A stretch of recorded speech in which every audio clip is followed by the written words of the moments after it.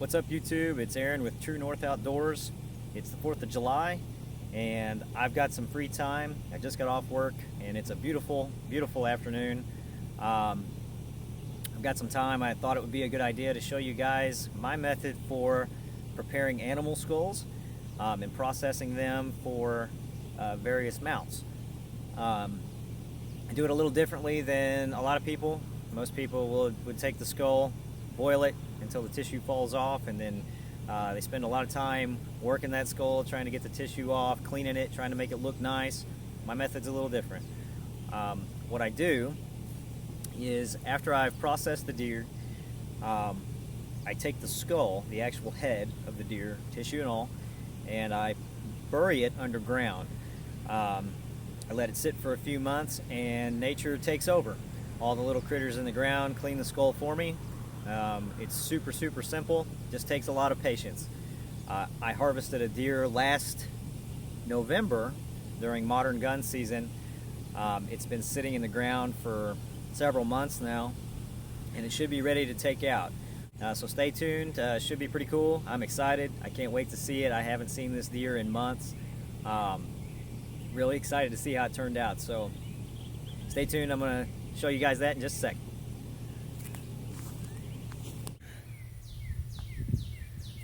Alright, as you can see, there's two different containers here, flipped upside down. Underneath of there are the skulls buried underground. The reason for the containers, number one, it keeps out the elements, keeps the rain and stuff from washing it out too bad. Number two, should the sun hit the area where these are buried, the antlers are actually sticking out of the ground, and that's so that the soil and things don't discolor them. So the containers on top protect it from sun damage. It also helps keep out different critters that, like mice and rats, squirrels, things like that, that might want to take the antlers and eat those for the nutrients. Some people will actually take decon and sprinkle it around where it's buried. That's just to aid in a deterrent to keep those things from getting a hold of your skull. Also, you can see I've actually got these skulls buried close to my house, under the awning. I have an underground home, so the roof is actually just above there, so that helps keep some of the rain out as well. It also helps deter coyotes and things like that that may catch scent of it. I just kind of figured that they'd be less likely to come up close to the house to get to it, so that's another reason for my selection of location where I've buried these things. And of course they've got some rocks on top of them just to keep the wind from blowing them away. So okay, so I'm just going to leave that other one there. We're going to get it out of the hole and get it cleaned up too to see what kind of condition it is, but I'm going to go ahead and pull this one out. The condition of that one makes me a little leery. I'm hoping that this skull was a more mature buck, so his bone structure is a little bit sturdier, maybe. Just a theory. But I'm going to get this one out of the ground too and get it cleaned up and see where we're at with it too. So.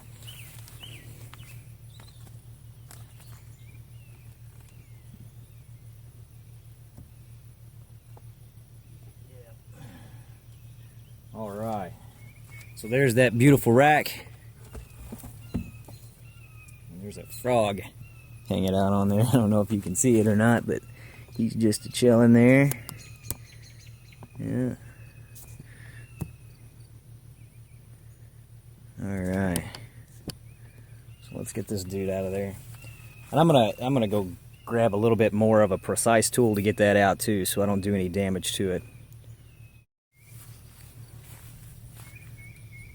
Alright, so I was looking for a spade, but I have seemed to misplaced my spade, so I'm going to use this crowbar-like tool here. I may dig around it just to loosen the dirt up with a shovel. Wide breath here so I don't actually get the skull. Get some dirt moved.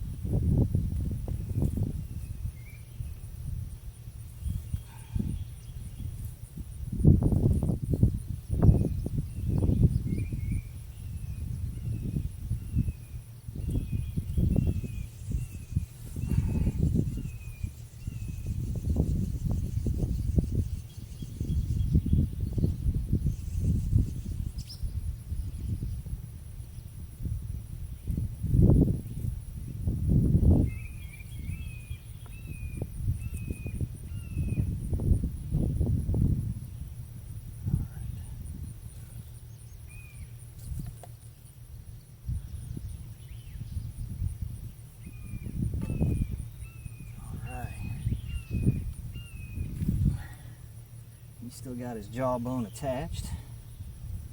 It's looking good so far.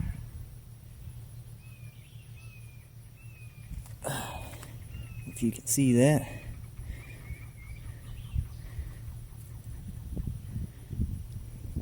I'm gonna go dip him in some water and scrub him with a brush and see how he looks.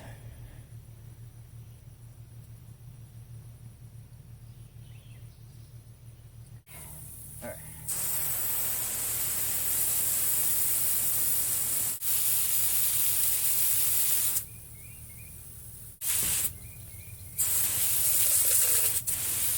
Now, this here is the ear canal. Okay, that's going to come out of there pretty easy.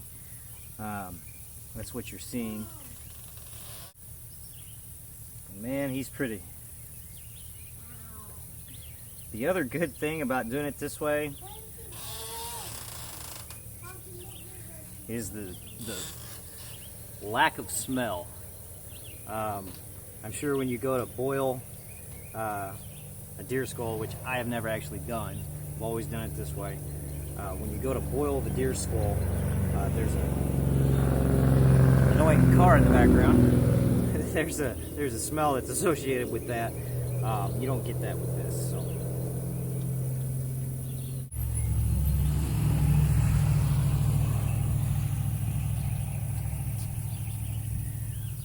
I'm gonna finish getting this thing cleaned up, and I'll show you what it looks like when I'm all done. Stop.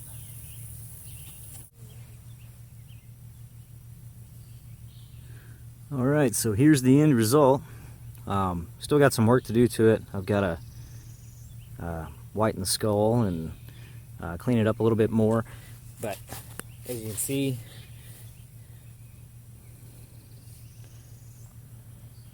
it does a very, very good job